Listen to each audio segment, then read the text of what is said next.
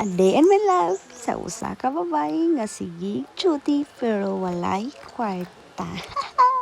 So hi mga te, so karon kana nga update mga te, so yung ko nagmata sila kay tungod kay mga te ako ang partner. So kailangan ko magmata ko sa mga te kay mga te siya mga te mga 4 pa na siya nga time tapos ang babae mga te katulugon pa kaayo.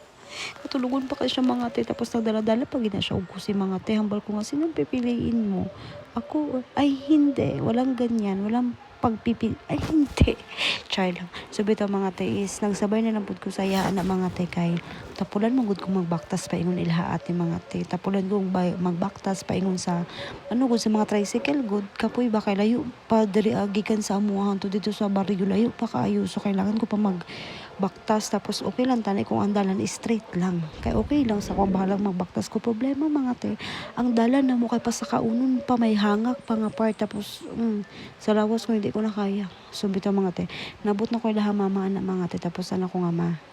so may gani mga te mata na siya dayon mga te gipukaw ko siya tapos may gani nagdala siya og mata tapos pag abot ko dito mga te ilaha ate is natulog ang babae natulog og usab ang babae at mga te kay grabe katulugon pa kaayo siya kaya mga 4:30 pa na ha so kailangan ko pa matulog kay mga 7 pa ang 7 or 8 dapat na ako sa working place ko tapos ang problema is alas 4 pa na may gani mga te kay mga nakatulog ko og balik kay usually manggod mga te pag mata ko na manggod dili na gid ko katulog ana dayon subuti na lang nakatulog ang babae tapos nagmata siya ba mo siya sa mata alas 6 o diba at least na ako 1 hour nga tulog ana nga day so nagmata siya mga alas 6 mga te tapos hindi ko ba nagmuni-muni pa na siya mga te ha nagmuni-muni pa na siya naghuna-huna pa na siya nga ano man mag-duty ko karon or hindi daw gusto ko man matulog paggawas niya mga te ayag na so naghuna-huna na po siya nga mag-duty ko or hindi so sa isip niya ay kailangan mag-duty sa babae kay siya lang isa ako lang isa karon mga te so kailangan ako mag-duty dapat dapat sayo ko dapat pag ako lang isa kay tanan ang biginali ay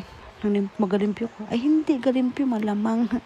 pero ako lang gud isa so dapat damo ko daghan dapat ko og mga asikasuhon tapos pag humanyag mo ni mga te naligo na dayon ang babae so wala na mo niya na uban kay nalimtan niya nga nag-vlog gali siya for the vlogger naman gali dai siya tapos nalimtan niya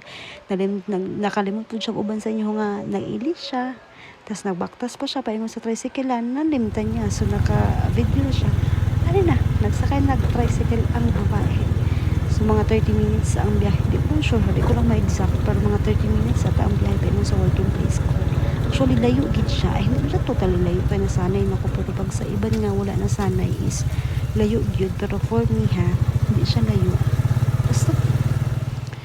tapos naabot na ang babae mga te sa working place niya so diri ako nagtrabaho sa Brewpub mga te ang restaurant na siya tapos coffee and restaurant tapos balan yung mga te is pag ako ang kadala-dala sa susi pag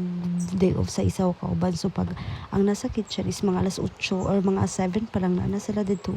hindi na sila kasulod te kay paano sila makasulod kung ako ang kadala so kung mga 8 or 9 pa kumaabot 8 or 9 pa po na sila makasulod wala sila may mahimo kaya ako ang kadala sa susi hindi pwede magsulod og 8 or 9 kay alas 8 dapat open na dapat ang coffee shop so nag-biometric anay ko na mga tiki kailangan na mag-biometric kay kung dili mag-biometric ang babae thank you for this day charot kita mga te so sila naglakaw-lakaw na ko na mga te kay mag-open ko sa Brewpub so before ko i-open ang Brewpub mga te is i-open ko muna ang suka diri sa salod tapos bago ko mag-open sa gawas actually wala na ako naka-video pag-open sa gawas pag-open sa roll up pag-down sa roll up wala na ako pagpagawa sa mga bangko wala na ko sa mga lamisa sa gawas wala na ko naka-video kay grabe na nalimtan ko nga nag-vlogger naman di ang babae di ay tapos around mga 12 mga teata to is gamay lang amo ang guest actually mga timingaw di man siya totally nga mingaw pa nag-size kusog pa nag-size mingaw gid mi pero thanks God gihapon kay maka-sales gihapon kami sa adlaw-adlaw tapos for the tambay na ang babae mga 6 PM na ni siya mga te 6:30 ata may basta hindi ko lang sure basta mga 6 tapos isa lang ang guest namin tapos sa mga te is nag-liquidate na ang babae. Kailangan mangud na ako kailangan na mag-liquidate bago kami uli ka everyday manggod dapat kami mag-liquidate kay gina-check na sa owner. So yes, kailangan ko mag-liquidate. Tapos mga 9 mga 3 is nakauli na ang babae. Pero actually mga 9:30 ata turn. Basta 9 pasado ko naabot sa balay. Kay nagbiyahe pa man kami. So diba alas 9 na tapos gabi na kaayo. So kapoy kayo ang babae mga tibahan paabot sa balay. Wala pa natulog ang babae. Kaya nang limpyo pa ang babae. Nag-arrange pa sayang mga sinina nga. Hindi balaan kung arrange pa to or wala. Ay hindi. Pero bitaw mga tayo mga 10 or 11 ata na natulog na ko. So that's it muna for today. Thank you for watching. See you in my next vlog. Bye bye mga te. Thank you so much. Love, love. Mwah, mwah, mwah.